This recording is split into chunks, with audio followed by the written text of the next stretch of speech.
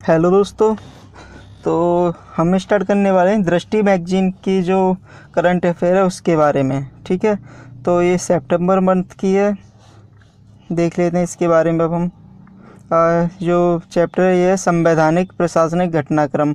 इसमें न्यूज में क्या था, ये है राज्यसभा चुनाव प्रक्रिया। आपने देखा होगा अभी हाल ही में राज्यसभा के चुनाव कंप्लीट हुए हैं। इससे पहले ये जो होने थे वो थे आपके ये मार्च में होने थे, लेकिन कोरोना महामारी के दौरान इन्हें स्थगित किया गया। लेकिन अब ये हो चुके हैं, तो हम न्यूज़ में हैं तो देख लेते हैं इसके बारे में क्या क्या है। राज्यसभा सदस्यों के चयन की प्रक्रिया क्या होती है उसके बारे में देख लेते हैं हम। सबसे पहले ये जो है राज्यसभा, जो लोग संसद का जो उच्च सदन होता है, आपको पता होगा उच्च सदन होता है, और जो निम्न सदन होता है वो लोकसभा होता है। ठीक है, इसके जो मेंबर हैं ना, जो सीधे नहीं चुने जाते, यानी जनता के द्वारा सीधे नहीं चुने जाते। ये जो 2 साल में होते हैं इनके चुनाव, और हर एक जो मेंबर है वो 6 साल के लिए निर्वाचित होता है।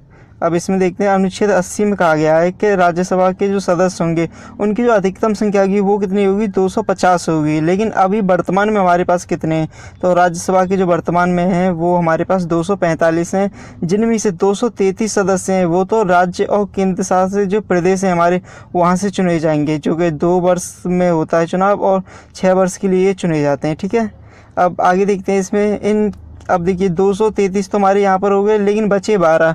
अब 12 जो होते हैं जो हमारे, वो कला, साहित्य, विज्ञान और सामाजिक सेवाओं के जैसे क्षेत्रों के लिए क्षेत्रों से चुने जाते हैं। जैसे कि हमारे जो राष्ट्रपति हैं ना वो चुनते हैं, जैसे कि मान लीजिए सचिन तेंदुलकर को चुन लिया या किसी और को चुन लिया। ठीक है, आगे देखते हैं इसमें हम जो नामांकन दाखिल करने के लिए न्यूनतम 10 सदस्यों की जो आवश्यकता होती है, यानी कि ये 10 सदस्य आवश्यक हैं। आगे देखते हैं इसमें हम क्या है। और जो अनुच्छेद 80(4) में है, इसमें बताया गया है कि जो जो हमारे जो मेंबर होते हैं राज्यसभा के, उनके लिए जो निर्वाचन प्रणाली है वो एकल संक्रमणीय मत के आधार पर होता है। जैसे कि मान लीजिए आप कोई 3 मेंबर खड़े हैं, तो उनके लिए ए, बी और सी, मतलब ऐसे खड़े हैं, तो इसे हमने पहली प्राथमिकता दे दी, इसे दूसरी, इसे तीसरी, इस हिसाब से इसमें होता है। और एक उम्मीदवार को जीतने के लिए पहली वरीयता के वोटों की एक निर्दिष्ट संख्या की आवश्यकता होती है। यदि पहले दौर की मतगणना में एक से अधिक उम्मीदवार निर्दिष्ट संख्या प्राप्त करने में विफल रहते हैं, तो दूसरे दौर की जो मतगणना है वो की जाती है। अब इसमें देखते हैं, ये एक ज़रूरी पॉइंट है इसमें, जैसे कि जो राज्यसभा में जो मतदान होता है वो गुप्त होता है और क्रॉस वोटिंग होता है। जैसे कि मान लीजिए जो हमारे जो एमएलए एमपी के चुनाव होते हैं वो साधारण होते हैं, जैसे कि गुप्त मतदान होता है। ये नहीं है कि हम किसी को वोट दिखा दें ऐसे हो जाए, लेकिन इसमें होता है एक एक जो मेंबर होगा वो देख सकता है इस वोट को। आगे देखेंगे हम इसमें। राज्यसभा चुनाव में गुप्त मतदान के विपरीत खुली मतपत्र प्रणाली होती है, किंतु इसके अंतर्गत खुलापन काफ़ी सीमित होता है। ऐसे ही देखेंगे हम यहाँ पर। क्रॉस वोटिंग की जांच के लिए एक ऐसी व्यवस्था अपनाई गई है जिसमें प्रत्येक दल के विधायक को मत पेटिकाओं में अपना मत डालने से पूर्व जो एक अधिकृत एजेंट होता है उसे दिखाना होता है।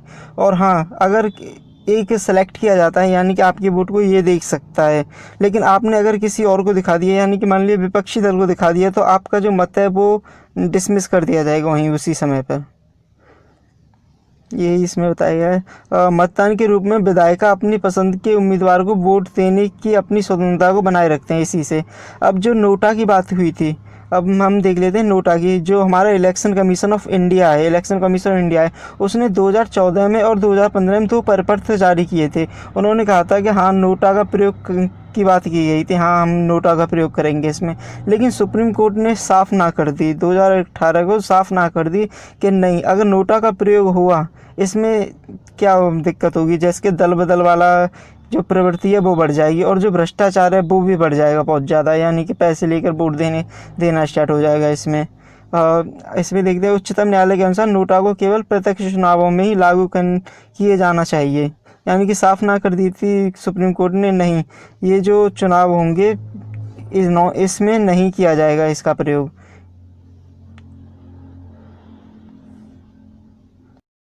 नेक्स्ट हमारा है भारत का न्यायवादी। इसके बारे में देख लें ये चर्चा में क्यों है ये टॉपिक। तो जो अभी जो है हमारे के वेणुगोपाल थे, ये महान्यायवादी के थे, अटॉर्नी जनरल ऑफ इंडिया थे। इनका जो कार्यकाल है वो पूरा हो चुका है, डन हो चुका है। इन्हें जो नियुक्त किया गया था वो 2017 में किया गया था 3 साल के लिए, लेकिन अब इनका कार्यकाल पूरा हो चुका है। ये 15वें महान्यायवादी थे। इनका कार्यकाल जो पूरा हुआ था वो हुआ था 30 जून 2020 को। डेट याद रखने की कोई ज़रूरत नहीं है, लेकिन इनका जो कार्यकाल है वो बढ़ा दिया गया है, 1 वर्ष के लिए बढ़ा दिया है। और साथ ही जो सॉलिसिटर जो जनरल हैं उनका भी कार्यकाल 3 साल के लिए बढ़ा दिया गया है, तुषार मेहता का। आगे देख लेते हैं इसमें। नेक्स्ट पेज है ये, इसमें बताया गया है महान्यायवादी के बारे में। इसमें क्या क्या होता है देख लेते हैं। भारतीय संविधान का जो अनुच्छेद 76 है उसमें कहा गया है कि राष्ट्रपति किसी भी ऐसे व्यक्ति को नियुक्त कर सकता है महान्यायवादी जो उच्चतम न्यायालय के न्यायाधीश के रूप में नियुक्त होने की योग्यता रखता हो। इसमें देख लेते हैं क्या क्या इसकी कंडीशन है, यानी कि कौन कौन बन सकता है इसमें अगर महान्यायवादी बनना चाहे तो। देख सकते हैं, पहली बात तो सीधी सी बात है वो भारत का नागरिक हो। दूसरी बात, उच्च न्यायालय के न्यायाधीश के रूप में वो 5 वर्ष का अनुभव रखता हो, और अगर ये नहीं है तो उसके पास उच्च न्यायालय में या ऐसे 2 न्यायालय या अधिक न्यायालय में 10 वर्ष का अनुभव हो, या फिर ये भी नहीं है तो कम से कम उसके पास विधिक मामलों का विशेषज्ञ हो राष्ट्रपति की राय में। यानी कि राष्ट्रपति चाहे तो किसी को बना सकता है, हाँ भाई ये विधिक न्यायालयों में मतलब विधिक मामलों में योग्य है तो इसे बना सकते हैं। अब जो महान्यायवादी है उसमें एक चीज़ ज़रूरी बात है, जो महान्यायवादी का जो कार्यकाल होता है वो प्रसाद पर्यंत होता है। राष्ट्रपति जब चाहें उसे राष्ट्रपति हटा सकते हैं। ऐसा नहीं है कि वो नहीं गवर्नमेंट जॉब की तरह नहीं हमें तो इतनी टाइम रहना है। इसमें देखेंगे हम आगे संविधान में महान्यायवादी के कार्यकाल है उसे हटाने की प्रक्रिया उल्लिखित नहीं है। इसे आप ध्यान रखना, पीसीएस वगैरह में पूछ लिया जाता है। हालांकि राष्ट्रपति द्वारा उसे पद से हटाया जा सकता है, और राष्ट्रपति किसी भी और महान्यायवादी किसी भी समय राष्ट्रपति को अपना त्यागपत्र सौंपकर पद मुक्त हो सकता है। अब इसे देखेंगे हम। भारतीय न्यायवादी भारत का सबसे बड़ा विधिक अधिकारी होता है, इसे आप ध्यान रखना, सबसे बड़ा विधिक अधिकारी, और उच्चतम न्यायालय में केंद्र सरकार का प्रतिनिधित्व करता है। जो सुप्रीम कोर्ट है वहाँ पर ये सरकार की ओर से जाता है, उनके केस लड़ता है। एक तरह से आप ये समझ सकते हैं। अगर ये चाहें, गवर्नमेंट चाहे तो इसे सुप्रीम कोर्ट के सिवा अदर किसी कोर्ट में भी भेज सकते हैं, मान लीजिए हाई कोर्ट वगैरह में भेजा जा सकता है। केंद्र सरकार के विधिक सलाहकार के रूप में भारत के महान्यायवादी को भारत के किसी भी क्षेत्र में न्यायालय में सुनवाई का अधिकार होता है। इसमें देखेंगे हम, महान्यायवादी को संसद के दोनों सदनों में बोलने अथवा कार्यवाही में भाग लेने या दोनों